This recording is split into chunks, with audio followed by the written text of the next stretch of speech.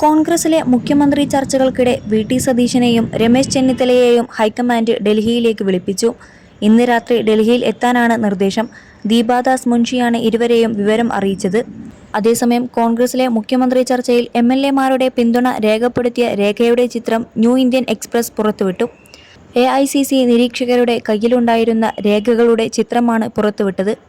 മുഖ്യമന്ത്രി ചർച്ചയിൽ കെ.പി.സി.സി അധ്യക്ഷൻ സണ്ണി ജോസഫ് കെ.സി. വേണുഗോപാലിനെ പിന്തുണയ്ക്കുന്നുവെന്നാണ് ഇന്ത്യൻ എക്സ്പ്രസ് പുറത്തുവിട്ട രേഖകളിലുള്ളത്.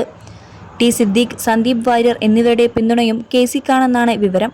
സണ്ണി ജോസഫ് ഉൾപ്പെടെ കോൺഗ്രസിന്റെ 63 എം.എൽ.എമാരിൽ 47 പേർ കൂടിക്കാഴ്ചയിൽ കെ.സി. വേണുഗോപാലിന്റെ പേര് നിർദ്ദേശിച്ചതായും പാർട്ടി വൃത്തങ്ങളെ പ്രതിപാദിച്ച് പത്രം റിപ്പോർട്ട് ചെയ്തിരുന്നു. എന്നാൽ പുറത്തുവന്ന ചിത്രത്തിന് ആധികാരികതയില്ലെന്നും ഹൈക്കമാൻഡ് തീരുമാനത്തിന് വിട്ടുകൊടുക്കുകയാണ് ചെയ്തതെന്നുമായിരുന്നു സണ്ണി ജോസഫിന്റെ പ്രതികരണം. എല്ലാവരെയും വിളിച്ച് സമന്വയത്തിൽ എത്തിക്കണമെന്നാണ് താൻ ആവശ്യപ്പെട്ടതെന്നും രാഹുൽ ഗാന്ധിയുമായും ഖാർഗെയുമായും നിരീക്ഷകർ സംസാരിക്കുമെന്നും സണ്ണി ജോസഫ് മാധ്യമപ്രവർത്തകരോട് പറഞ്ഞു. എത്രയും വേഗം പ്രഖ്യാപനമുണ്ടാകുമെന്നും ആവശ്യമെങ്കിൽ ഡൽഹിയിലേക്ക് ക്ഷണിക്കുമെന്നും സണ്ണി ജോസഫ് പ്രതികരിച്ചിരുന്നു. തൊട്ടു പിന്നാലെയാണ് എത്രയും വേഗം ഡൽഹിയിലെത്തണമെന്ന് ആവശ്യപ്പെട്ട് രമേശ് ചെന്നിത്തലയെയും വി.ടി. സതീശനെയും ഹൈക്കമാൻഡ് വിളിപ്പിച്ചിരിക്കുന്നത്. 21 ലക്ഷത്തോളം സന്തുഷ്ടരായ ഉപഭോക്താക്കളും 2 ലക്ഷത്തോളം തിമിര ശസ്ത്രക്രിയകളും പൂർത്തിയാക്കിയ മലബാറിലെ ഏക കണ്ണാശുപത്രി Alsalama eye hospital, hospital road, Perinthalmanna.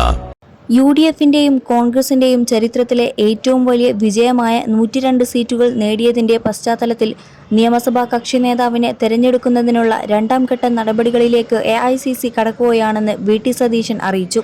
തന്റെ ഫേസ്ബുക്ക് പോസ്റ്റിലൂടെയാണ് അദ്ദേഹം ഈ വിവരം പങ്കുവച്ചത്. വിജയത്തിന്റെ ആഹ്ലാദ നിമിഷങ്ങളിൽ പാർട്ടിക്കും മുന്നണിക്കും ബുദ്ധിമുട്ടുണ്ടാക്കുന്ന യാതൊരു നടപടിയും ആരുടെ ഭാഗത്തു നിന്നും ഉണ്ടാകരുതെന്ന് അദ്ദേഹം ഓർമ്മിപ്പിച്ചു.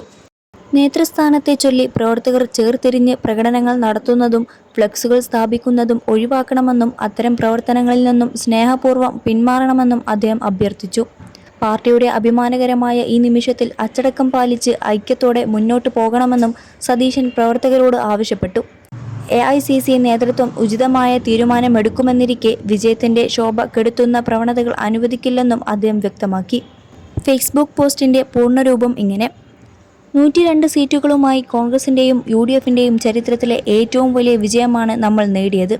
കോൺഗ്രസ് നിയമസഭാ കക്ഷി നേതാവിനെ തിരഞ്ഞെടുക്കാനുള്ള ആദ്യഘട്ട നടപടികൾ പൂർത്തിയായി. രണ്ടാം ഘട്ട നടപടികളിലേക്ക് എ.ഐ.സി.സി കടക്കുന്നു. നമുക്കിത് സന്തോഷത്തിന്റെയും അഭിമാനത്തിന്റെയും നിമിഷങ്ങളാണ്.